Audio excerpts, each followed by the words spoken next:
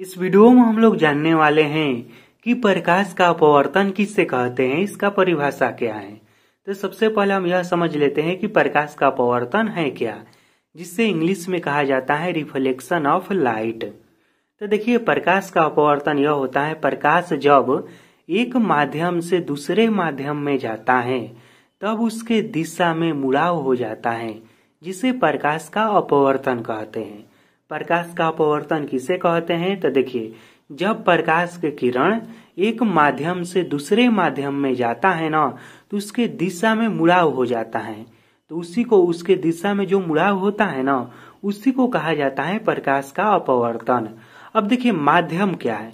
जैसे कि देखिए, हवा माध्यम है, पानी माध्यम है, कोई पदार्थ हो गया, शीशा हो गया, वह भी माध्यम है। ठीक, इस तरह से प्रकाश जब मान लीजिए कि हवा से पानी में जाएगा, हवा से किस में जाता है? पानी में जाता है, तो उसके किरण के दिशा में ना मुड़ाव हो जाएगा। या फिर पानी से हवा में जाएगा तो प्रकाश के दिशा में मुड़ाव हो जाएगा, और उसी मुड़ाव को ही कहते हैं प्रकाश का अपवर्तन। अभी हमने समझा कि प्रकाश का अपवर्तन क्या है। अब आपसे कोई पूछ देगा कि प्रकाश का अपवर्तन आखिर होता क्यों है, इसके पीछे का कारण क्या है? तो प्रकाश का अपवर्तन जो है, एक माध्यम से दूसरे माध्यम में जाने पर उसके गति में परिवर्तन के कारण होता है। क्या होता है कि प्रकाश जो है कि चल रहा है, मान लीजिए अपने स्पीड में, ठीक, लेकिन जब प्रकाश एक माध्यम से दूसरे माध्यम में जाता है तो इसके गति में परिवर्तन हो जाता है।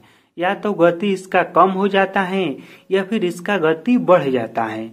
इस कारण से इसके गति में जो परिवर्तन होता है ना, तो जब प्रकाश के गति में परिवर्तन होता है ना, इसके दिशा में भी परिवर्तन हो जाता है, इसीलिए प्रकाश का अपवर्तन होता है। ठीक, अब हम यह भी समझ लेते हैं कि प्रकाश का अपवर्तन किस तरह से होता है। तो देखिए, प्रकाश जब विरल माध्यम से सघन माध्यम में जाएगा, यानी कि एकदम खाली से घना वाला में जाएगा। विरल से सघन से कहने का मतलब कि हवा से पानी में जाएगा या फिर पानी से कांच में जाएगा, इस तरह से। ठीक, तो जब प्रकाश विरल माध्यम से सघन माध्यम में जाएगा तो वह अभिलंब की ओर मुड़ता है। ठीक, यह एग्जाम में ऑब्जेक्टिव में पूछता भी है कि प्रकाश जब विरल माध्यम से सघन माध्यम में जाएगा तो किसके तरफ मुड़ेगा? तो अभिलंब की ओर मुड़ेगा। और जब प्रकाश वहीं सघन माध्यम से विरल माध्यम में जाएगा तो अभिलंब से दूर जाएगा।